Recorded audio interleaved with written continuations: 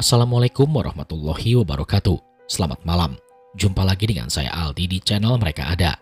Dimanapun kalian berada, saya doakan semoga kalian dalam kondisi sehat dan selalu diberikan kemudahan dalam menjalankan segala aktivitas.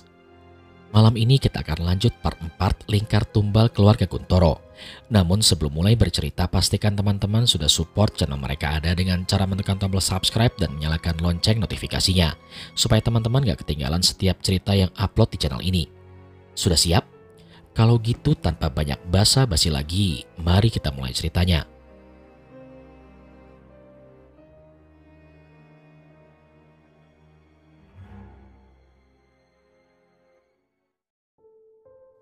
Azan maghrib kini menggema. Mita masih berada di dalam kamar. Traumanya kembali bertambah tak kala melihat sosok siluman monyet itu yang menyerang. Terlebih dari itu, dia juga pasti mengalami hal yang sama tak kala dirinya menemukan orang yang melakukan pesugihan itu, yaitu tentang kematian. "Mita, kamu gak sholat maghrib?" tanya Dita. Mita menggeleng-gelengkan kepalanya. Ia tampak merasa ragu dengan apa yang selama ini ia lakukan. "Mit, kamu kenapa?" Dita kemudian mendekati Mita. Ia kemudian memeluk Mita dari depan untuk memberikan ketenangan. "Mit, kamu kenapa?" tanya Dita. "Dit, aku mau pulang." "Kamu gak betah ya?" tanya balik Dita. Dan Mita pun mengangguk. Matanya benar-benar sayu akibat kurang tidur. Suhu tubuhnya juga sedikit hangat. Ternyata Mita menjadikan itu semua sebagai beban pikiran yang benar-benar membuatnya merasakan trauma yang sangat berat. "Jadi, kamu mau pulang kapan?" tanya Dita. "Kalau bisa besok, Dit. Aku takut." "Ya sudah, nanti aku bilang dulu ke ibu. Tapi aku boleh minta tolong gak?" tanya Dita. "Minta tolong apa, Dit?" "Bisa gak kamu ngajarin aku ngaji? Aku udah lama gak ngaji." Pasti bisa," senyum Mita. "Gimana kalau kita sholat dulu bareng, terus kita ngaji. Setelah itu mungkin kita bisa ketemu ibu untuk ngomong tentang kepulanganmu." Mita kemudian menyetujui akan hal itu. Mereka berdua pun segera menuju kamar mandi untuk berwudu dan segera melaksanakan sholat secara berjamaah. Selesai sholat, Dita segera mengambil Al-Quran pemberian dari salah satu gurunya. Dia bernama Ustadz Abid, seorang petani sekaligus guru madrasahnya. "Kamu tahu nggak? Al-Quran ini dari pemberian guruku. Dia bernama Ustadz Abid. Bagus gak?" tanya Dita sembari menunjukkan Al-Quran yang dilapisi sampul berwarna emas. "Masya Allah, bagus banget, Dit. Kok guru kamu baik banget sampai ngasih Al-Quran secantik ini?" tanya Mita. "Dia adalah satu-satunya guru yang melindungiku tak kala aku dirundung oleh teman-teman sekelas dan juga para orang tua murid." "Loh, kok bisa?" "Orang-orang sini menyebutku sebagai anak ular. Entah kenapa aku juga gak tahu kok bisa aku disebut sebagai anak ular." 10 tahun sebelumnya. "Aku boleh main sama kamu gak?" tanya Dita. "Boleh." Dita, dia adalah anak satu-satunya dari Pak Hendro.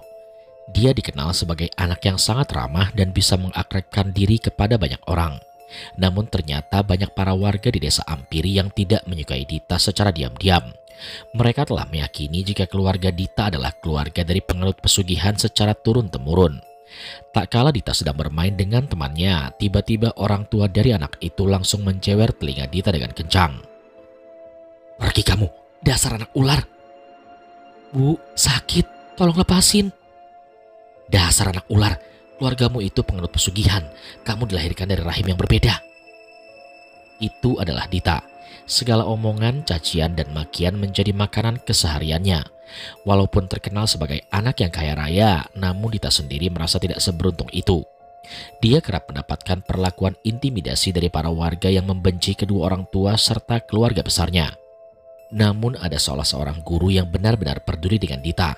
Dia bernama Pak Abid atau dikenal dengan nama Ustadz Abid. Ustadz Abid sendiri tidak menyangka jika Dita mendapatkan ujaran kebencian di usia yang masih begitu kecil. "Dita, kamu gak apa-apa kan?" Dita hanya terdiam. Ia memainkan kukunya, seakan-akan kuku-kuku yang berada di jari jemarinya adalah bentuk pelampiasan yang ia lakukan karena ujaran kebencian tersebut. Jangan digituin kukunya, nanti kulit jari kamu robek dan berdarah, kamu nanti kesakitan. Aku udah kesakitan kok Pak. Ustadz Abid terdiam. Ia mulai menyadari jika kalimat yang baru saja terlontarkan dari mulut Dita adalah kata hatinya yang paling dalam. Mengapa teman-temanku menyebut aku sebagai anak ular? Apakah aku dilahirkan dari seekor ular? Bukan Dita, kamu itu anak manusia kok. Jadi jangan dipikirkan perkataan mereka semua. Jelas Ustadz Abid. Tapi Pak, di sekolah ini gak ada satupun yang mau berteman denganku. Apa aku salah dilahirkan ke dunia? Bukan begitu Dita. Kenapa keluargaku disebut sebagai pengelut setan? Kalaupun mereka melakukan itu, mengapa mereka jahat sekali? Ustadz Abid segera memeluk Dita. Ia tahu perasaan Dita sedang berada dalam hati yang kurang bagus. Tekanan yang ia rasakan benar-benar terlampiaskan dengan suara tangisan dan tetesan air mata yang mengalir deras dari kedua matanya. Kali ini sebuah sandaran yang begitu mengerti akan perasaan Dita terlahir dari seorang ustadz yang sangat peduli. Mau dia anak ular, mau dia dilahirkan dari keluarga iblis atau apapun, Ustadz Abid hanya melihat satu dalam hal tiap diri manusia, yaitu tentang nilai kemanusiaan. Tenang Dita, mau satu dunia membenci kamu, kamu tetaplah kamu. Kamu bukan orang lain yang dikatakan mereka. Kelak kalau kamu bertemu dengan orang yang mengajari kamu kebaikan, tolong jaga dia. Itu adalah teman sejati yang tidak pernah terganti walaupun takaran dunia dan seisinya. Dari situ Dita mulai dekat dengan Ustadz Abid. Ia pun kerap meminta kepada Ustadz Abid untuk mengajarinya bagaimana cara membaca Al-Quran. Dimulai dari membaca Iqra, lalu lanjut menuju juz amma dan berlanjut ke Al-Quran. Walaupun belum sefasih bacaannya seperti bacaan yang lain, namun rasa penasaran yang tercipta dalam diri Dita membuat Ustadz Abid senang. Dan karena pencapaian cepat yang dilakukan oleh Dita, Ustadz Abid pun memberikan hadiah kenang-kenangan berupa Al-Quran dengan sampul berwarna emas. Ini buat kamu, kamu bisa baca di rumah. Pak, ini serius buat Dita. Iya Dita, kamu baca di rumah ya. Siap Pak. Tapi jangan bilang ya kalau ini dari Bapak. Loh, memangnya kenapa Pak? Gak apa-apa, pokoknya jangan bilang. Dita hanya tersenyum. Ia pun berjanji untuk tidak memberitahukan kepada kedua orang tuanya terkait Al-Quran tersebut. Dita akhirnya pulang ke rumah. Tidak seperti biasanya. Kali ini Dita pulang dengan wajah yang penuh dengan senyuman. Ibu, Bapak. Loh, Dek, tumben kamu seneng banget. Ada apa? Biasanya merengut terus. Tanya Bu Gusti. Iya Bu, Dita seneng banget hari ini. Dita pun mengeluarkan Al-Quran dari dalam tasnya. Ia kemudian memperlihatkan Al-Quran tersebut kepada kedua orang tuanya. Nah, Dita bawa ini Bu. Pak Hendro dan Bu Gusti terkejut saat melihat benda yang dikeluarkan oleh Dita. Itu adalah Al-Quran yang menjadi ketakutan mereka berdua. Dita punya Al-Quran buat baca di rumah Bu. Pak Hendro pun mendekati Dita secara perlahan. Ia tahu jika seorang anak kecil seperti Dita tidak mungkin memiliki Al-Quran karena kedua orang tuanya tidak pernah memberinya Al-Quran atau bahkan mengajarkannya. Dek, boleh nggak kamu jujur? Tanya Pak Hendro. Tentang apa Pak? Tanya Dita. Al-Quran ini kamu dapat dari mana? Dita pun terdiam. Dia tidak berani mengatakan hal tersebut karena memang itu adalah sebuah janji yang ia pegang untuknya sendiri. Adek dapat dari sekolah, Pak. Memangnya siapa yang kasih? Dita dapat dari... Tiba-tiba Pak Hendro memegang pundak Dita dengan kencang. Bersama dengan itu juga, Dita merasakan ada yang berbeda dari tatapan bapaknya tersebut. Dari siapa? Dita gak bisa kasih tahu, Pak. Kamu yakin gak mau kasih tahu ke bapak? Kemudian Pak Hendro pun pergi ke belakang rumah. Ia kemudian membawa pecut yang berukuran sedang dengan tujuan untuk menghukum Dita. Bu, lepaskan semua pakaian Dita. Pak, apa bapak sudah gila? Tamparan keras itu mengarah tepat di wajah Bu Gusti. Pipi Bu Gusti langsung memerah. Wajahnya penuh dengan ketakutan. Pak Hendro tidak segan-segan untuk memberikan perlakuan kasar jika ada sesuatu yang memang tidak bisa ditoleransikan dalam kehidupannya. Dita, kamu pilih. Mau kamu bapak yang hukum atau ibu? Tanya Pak Hendro. Dita pun kemudian melepaskan semua bajunya dan telanjang tepat di hadapan bapaknya. Anak pintar. Pak Hendro pun segera menyeret Dita ke ruangan belakang. Ia kemudian mencambuk Dita sampai jeritan dan tangisannya benar-benar terdengar jelas hingga keluaran rumah. Para warga tidak ada yang berani untuk ikut campur permasalahan keluarga Pak Hendro sejak dulu. Mereka semua takut terkena tulah atau akibat dari apa yang ingin mereka lakukan tersebut. Selesai menghukum Dita, Pak Hendro pun menyimpan Al-Quran tersebut di sebuah gudang.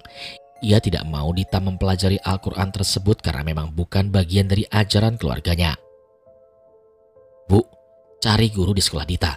Siapa yang memberikan Al-Quran ini dan berikan dia peringatan jika aku tidak akan segan-segan untuk membuatnya menderita. Bu Gusti hanya mengangguk paham. Ia tidak berani untuk melawan perintah suaminya karena anaknya sendiri juga bisa menjadi sasaran amukannya jika sesuatu yang tidak sesuai dengan apa yang Pak Hendro inginkan. Keesokan harinya Dita tidak masuk sekolah karena sakit. Ini adalah kesempatan bagi Bu Gusti untuk menuju sekolah dan menanyakan siapa yang memberikan Al-Quran kepada Dita. Ketika Bu Gusti tiba di sekolah, banyak para warga yang menghindar dan menjauhi Bu Gusti. Mereka tahu jika kedatangan Bu Gusti ke sekolah adalah karena ada sesuatu yang harus diselesaikan. Dan kebetulan, Bu Gusti langsung bertemu dengan kepala sekolah. Dia langsung menanyakan terkait guru yang memberikannya Al-Quran kepada Dita. "Permisi, saya Gusti, ibunya dari Dita. Saya ingin bertemu dengan guru yang dekat dengan Dita." Kepala sekolah tersebut merasa ketar-ketir. Ia kemudian menuju ke ruangan guru dan menanyakan siapa guru yang memiliki hubungan dekat dengan Dita. Dari kebanyakan guru tak satu pun yang mengakuinya. Namun bersamaan dengan itu, Ustadz Abid langsung mendekati kepala sekolah tersebut dan mengatakan, "Saya tahu maksud kedatangan dari ibunya Dita. Dia ada di ruanganku. Tolong selesaikan dengan baik-baik, Pak. Jika tidak, semuanya akan kacau." Ustadz Abid paham akan hal itu. Ia kemudian menuju ke ruangan kepala sekolah dan langsung berhadapan dengan Bu Gusti, ibu dari Dita. "Saya adalah orang yang ibu maksud," ucap Ustadz Abid. Bu Gusti hanya terdiam. Ia kemudian langsung menjelaskan maksud dan tujuan dirinya untuk menemui Ustadz Abid. "Saya hanya ingin agar Bapak tidak memperlakukan Dita sebaik itu. Alangkah baiknya jika Bapak juga tidak memberikan Al-Quran kepada Dita." "Saya mengerti, Bu. Tapi Al-Quran adalah bekal sebaik-baiknya dunia. Jika manusia tanpa memegang pegangan itu, maka dunianya akan terombang-ambing." "Saya paham. Bapak tidak usah menceramahi saya, karena saya bukan orang bodoh. Oh iya, ini ada sedikit uang untuk keluarga Bapak. Saya mohon jangan diulangi lagi." Ustadz Abid pun hanya terdiam ketika Bu Gusti memberikan amplop tebal yang di dalamnya sudah berisikan banyak sekali uang untuk dirinya. "Ini pesan saya yang terakhir. Jangan dekati anak saya lagi ataupun mengajarkan apapun. Jika Bapak melanggarnya, mungkin hidup Bapak tidak akan lama lagi." Bu Gusti kemudian meninggalkan sekolah.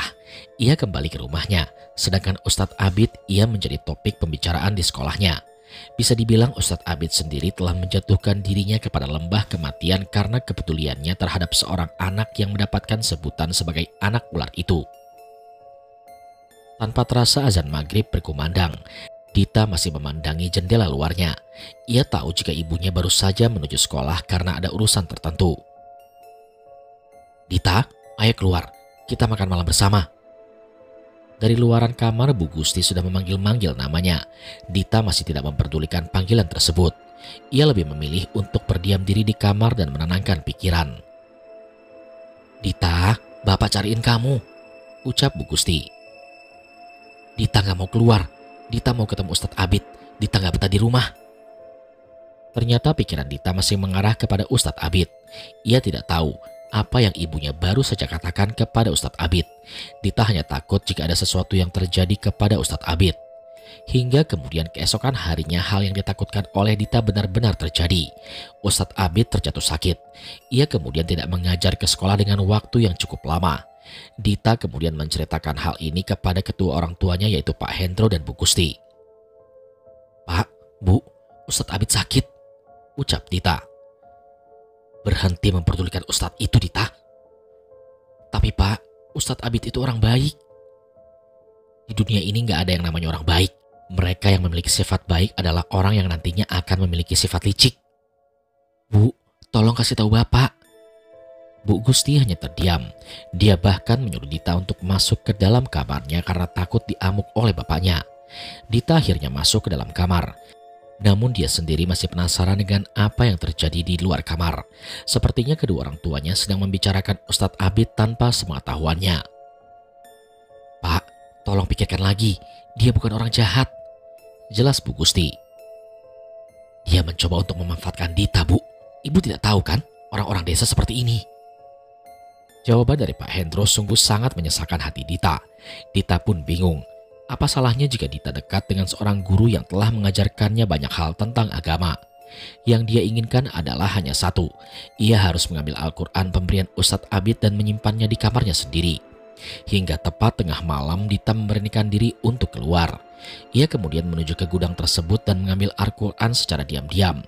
Namun langkahnya terhenti ketika dia bertemu dengan seorang wanita yang sedang memegang ular di ruangan belakang. "Kamu itu anakku," ucap wanita itu. "Hah? Siapa kamu?" tanya Dita.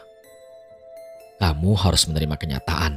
Jika kamu memang anak seekor ular, kamu terlahir dari seorang rahim seorang wanita ular." "Enggak, aku bukan anak ular." "Lantas untuk apa aku berbohong terhadap anakku sendiri?" Dita kemudian membuka Al-Quran miliknya.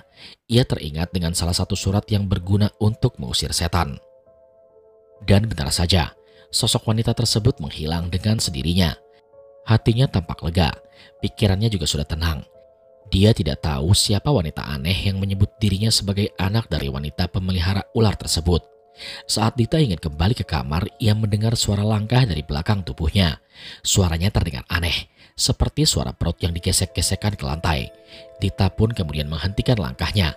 Ia pun langsung menoleh ke arah belakang untuk memastikan siapa sosok yang ada di belakangnya. "Ah, setan!" Pak Hendro dan Bu Gusti langsung keluar dari kamarnya tak kalah mendengar teriakan dari Dita.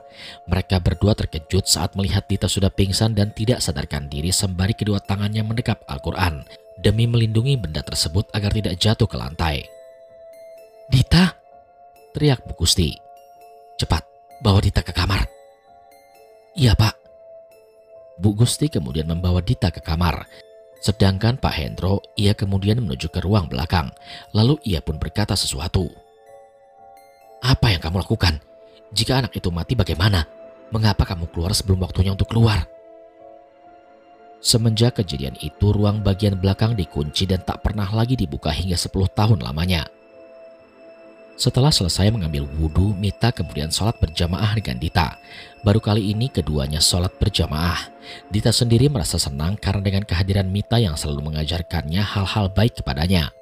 Selesai sholat, mereka pun saling membaca Al-Quran hingga menemukan sebuah ayat yang berbunyi, "Hai orang-orang yang beriman, janganlah kamu mengikuti langkah-langkah setan. Barang siapa yang mengikuti langkah-langkah setan, maka sesungguhnya setan itu menyuruh mengajarkan kepada perbuatan yang keji dan mungkar. Sekiranya tidaklah karena karunia Allah dan rahmatnya kepada kamu sekalian, niscaya tidak seorang pun dari kamu bersih dari perbuatan keji dan mungkar itu selama-lamanya. Tetapi Allah membersihkan siapa yang dikehendakinya, dan Allah Maha mendengar lagi Maha mengetahui."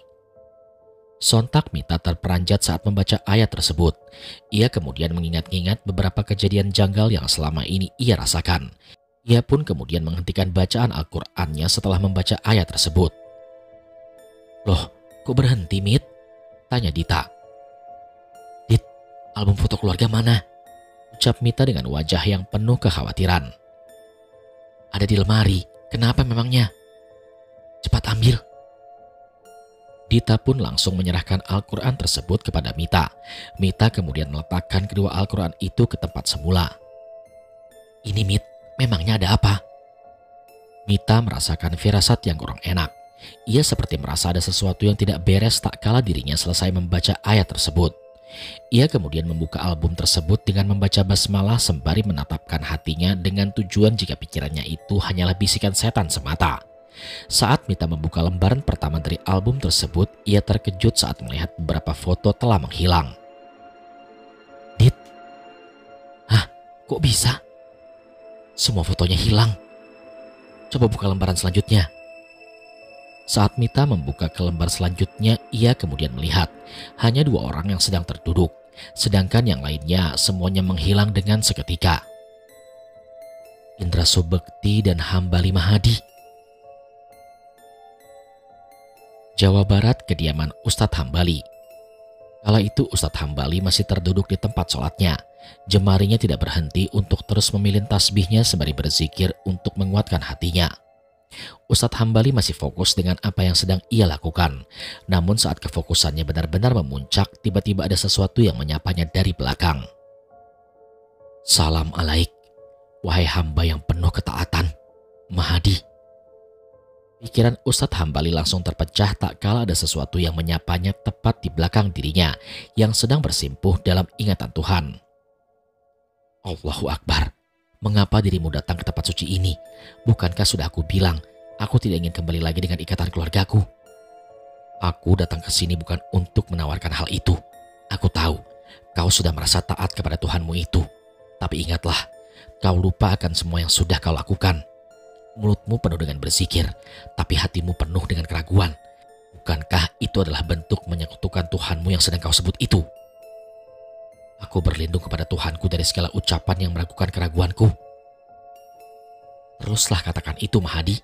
Aku pernah taat dirimu, dan akankah kamu tahu apa yang membuat manusia menjadi lupa akan Tuhannya sendiri?" Ustadz Hambali menghentikan zikirnya. Ia kemudian menghela nafasnya dan sengaja untuk mendengarkan makhluk yang terus-menerus menawarkan kesepakatan dari keluarga besarnya, keluarga Guntoro. Akan tetapi dengan dihentikannya zikir Ustadz Hambali, makhluk tersebut justru tertawa kegirangan. Mungkin ia pikir dirinya telah berhasil memanipulasi Ustadz Hambali dengan kedatangannya. "Ketahuilah, aku mendapatkan informasi terbaru tentang keluargamu yang berada di Ampiri itu," ucap makhluk itu. Tak ada kebenaran yang terucap dari mulut makhluk yang dilaknat Tuhan. "Kau tahu, sudah 3 orang saudaramu meninggal dunia karena ulah serakah dari salah satu anggota keluargamu juga." Ustadz Hambali hanya terdiam. Ia kemudian memilih kembali tasbihnya sembari mengucapkan terus kalimat Allah sebagai bentuk memohon perlindungan dari apa yang ia takutkan. Tiba-tiba dari belakang keluar cahaya berwarna merah seperti kobaran api. Ternyata cahaya merah itu sedang membakar makhluk yang menggodanya. Akan tetapi makhluk tersebut hanya tertawa. Ia merasa jika api yang membakarnya tidak mempan sama sekali. "Aku tercipta dari api yang terbakar dari lautan penuh dosa. Aku tidak akan hancur sebelum hari kehancuran tiba. Namun manusia akan hancur ketika hatinya dipenuhi dengan api kebencian. Kau tahu, seorang anak yang terlahir dalam keadaan yatim piatu." Allahu Akbar, Allahu Akbar. Dia akan menjadi tumbal. Ustadz Hambali langsung mengenakan pakaian lengkapnya. Ia meminta izin kepada istrinya untuk segera menuju desa Ampiri. "Aku akan menjemput Mita sekarang." "Tapi Pak, kenapa nggak besok saja?" "Aku punya firasat gak enak, Bu." "Maksud Bapak?" "Mita ingin dijadikan tumbal selanjutnya."